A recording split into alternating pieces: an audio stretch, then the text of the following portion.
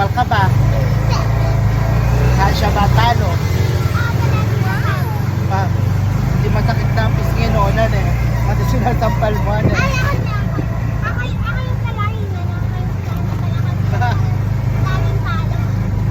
At ayun nga, ang daming kwento ni Aling Maliit. Grabe, di ba? Alam nyo na, pagkaling yan sa school, ang daming chika-chika niyan. Kung ano ng kwento. At yun nga, napag-usapan namin yung mga ginawa niya ngayong araw na ito doon. Habang kami nagpabiyahe.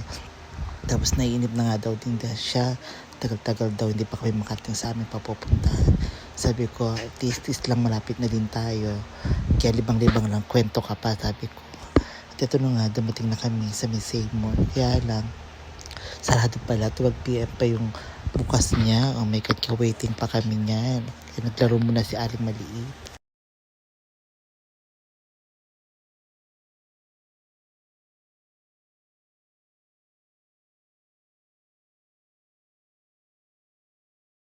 At nagutom na nga siya after namin maglaro ng konting oras lamang. Grabe, Diyos ko, nag-ice cream siya. Gusto daw niya mag-ice cream para malamigan daw siya. At naiinitan na din daw siya kanina pa. Naku po, pagkasama mo talaga itong batang ito, talagang mauubos ang pasensya mo, sa totoo lang. At ito nga, after niya kumain ng ice cream, ito, nagantay kami, sarado pa rin yung Seymour, pero galing na kami sa CR at kumulo ang kanyang tiyan. Alam nyo na, Diyos ko, buti na lang may dala akong vibes. Nakakalokang bata to. Huwag ko daw sasabihin sa nanay niya na siya raw ay nag-CR. Oh my God, kakaloka ang batang to.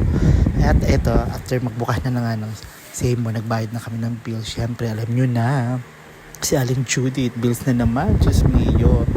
Eto nga, napasok na kami ng Seymour, magkugrocery kami ng konti. Sabi niya, bibidyohan niya daw ako. Di ba, may videographer na ako at may mga pa-caption pa siya. Tingnan nga natin kung magaling.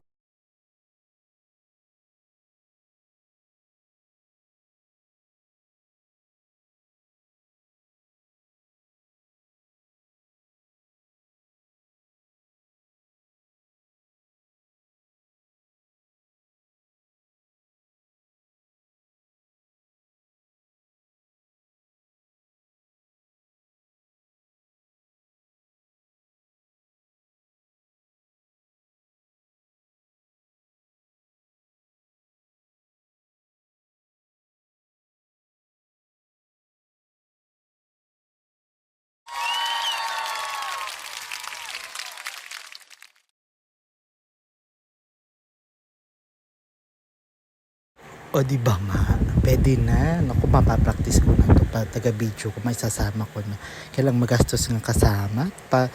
Piling ko palagi may merienda lang na merienda ang kukunin. Grabe, kaloka. Pero okay naman, di ba? May pa-caption. Konting turo na lang sa batang ito eh. Pwede na. Yun na nga. At eto, medyo tumitingin pa din kami ng mga mabibili. Alam nyo na, mga mauulam sa araw-araw para hindi na madalas lumabas at malayo kami sa kabayanan. Patuloy pa din, binibidyo pa din niya ako. Siya yan, nagbibidyo sa akin, diba? Kinukunan niya ako. Magaling na bata talaga. Pwede na, papasan na talaga. At yun nga, pagkatapos nito, dumiretso kami doon sa may gulayan pa eh. Alam ko, bumili pa kami ng gulay. Tapos meron pa kami ibang binili na frozen. Tapos mga konting dilata. At syempre yung mga kape, mga gatas, diba hindi mawawala. So yan na, babayad na kami. At patuloy pa rin siya pagbibideo sa akin, diba? Very good talaga. Talaga masasama mo na talaga siya. Okay na, konting practice talaga lamang. At medyo pumapaling pa yung mga video niya sa akin. Aayusin mo lang din. At ito pa nga, nag-selfie pa nga siya, diba? May paganon pa itong batang ito. Oh my God. At ito na, yan, patapos na kami dyan. At tingin ko yung batang yan pagod na, as in.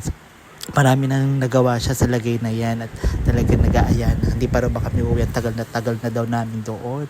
Siya daw ay uwi na. Kaya sabi ko, sandali lang, pabayad lang kami. Tapos after nito, go na o uwi na tayo, okay? Inip na. At saka kinukwento basta lagi sa akin. Huwag ko daw sasabihin sa kanyang nanay na siya daw ay nag-CR. Huwag ko raw sasabihin na siya nag-CR. Sabi ko, oh, siya, hindi ko sasabihin sa nanay mo.